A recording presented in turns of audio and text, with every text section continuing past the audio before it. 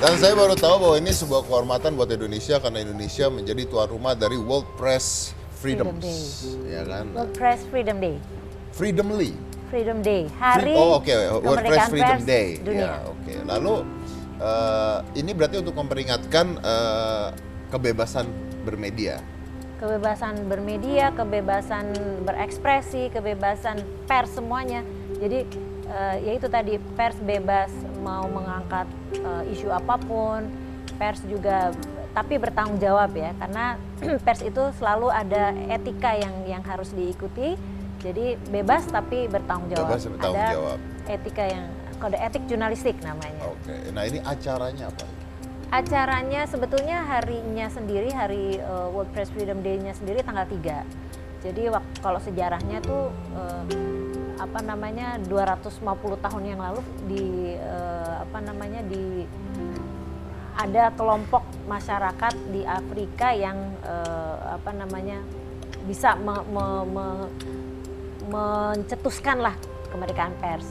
Nah, kalau di Finlandia kemarin tahun lalu perayaannya kan di Finlandia, tuan rumahnya itu sudah 250 tahun merayakan kemerdekaan pers. Jadi luar biasa gitu ya. Jadi dari mereka itu dan sampai sekarang kehidupan persnya memang sangat dinilai merdeka. Nah, itu tanggal 3 Mei. Tetapi biasanya ada perayaannya itu dari sebelumnya. Jadi tanggal 1 sudah mulai ada kegiatannya sih, biasanya ada diskusi, ada workshop melibatkan para jurnalis Indonesia, stakeholders media. Nah, tahun ini sudah terdaftar 93 negara akan hadir, dan kalau dari luar itu yang register udah 450 orang. 450. Dari Indonesianya sendiri sekitar 850. 850. Oke. Katanya juga diterbitkan perangko baru yang warnanya hitam putih. Iya, betul. Jadi ada nanti di tanggal 3 akan dirilis 2 seri perangko ya. Warnanya hitam putih, ada nanti desainnya mungkin bisa dikasih. Oke, lihat. kita undang aja kalau gitu. Ini adalah manajer Filateli dan Dani ini adalah perancang dari perangko tersebut Iya, ya. Oke, desainer langsung perangkonya. aja. Ini adalah Basuki Rahmat dan Dani. Halo, Pak. Silakan. Pak, silakan sini Pak. Oh, di tengah. Jadi masa saya sendiri? Ya udah, nggak apa-apa. Ya udah. Oke. Ya, Gak oke. gigit kok Pak bos saya Kita Pak. lihat dulu aja ini adalah perangkonya ya. Ini Dani berarti. Iya. Dani adalah yang menggambar, yang merancang. Iya. Yang menggambar, yang merancang. Boleh oke, di zoom saya miringin biar kelihatan gambarnya. Nah, oke. Ini apa aja nih? Baik, jadi ini ada 2 seri Mas Dedi. Yang pertama ini 3 wartawan asing yang sedang melakukan pemberitaan di depan gedung Linggarjati. Waktu itu ada perundingan Linggarjati yang terkenal itu. Berikutnya yang kedua ini adalah figur-figur wartawan-wartawan dari belahan dunia. Kemudian ada simbol-simbol cinta dan kebebasan. Saya ingin menunjukkan pers itu harus memberitakan cinta damai juga, walaupun dia bisa memberikan cinta kepada dunia lah. Dan ini ada yang merancang, ada yang menggambar? Kalau yang ini permintaan dari Pos Indonesia, kalau yang ini saya sendiri. Oh, tapi ada yang menggambar? Ada yang saya menggambar. Permintaan dari Pos juga Iya. ada yang menggambar? Oke, baik.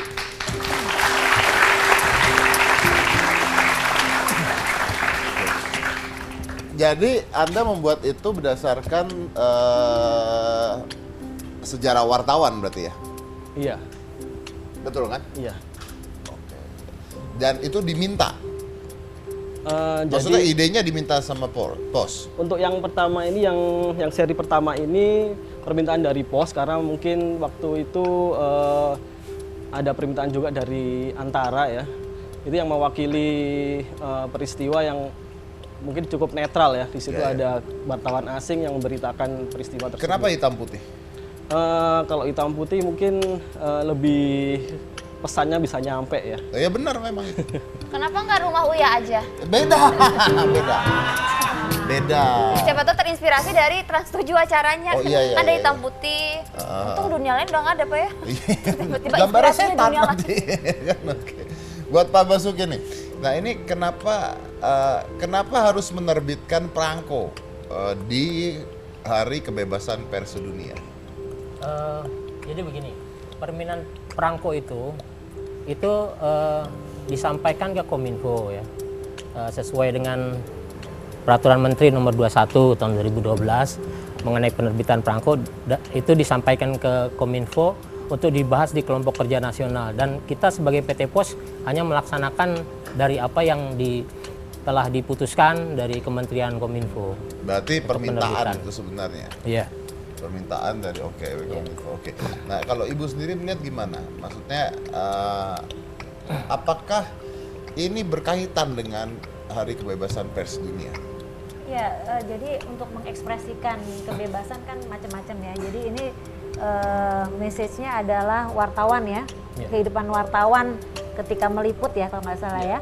Jadi saya kira momennya pas gitu ya, kita mengeluarkan sebagai tanda lah. Ini kita memperingati Hari Kebebasan Pers Sedunia.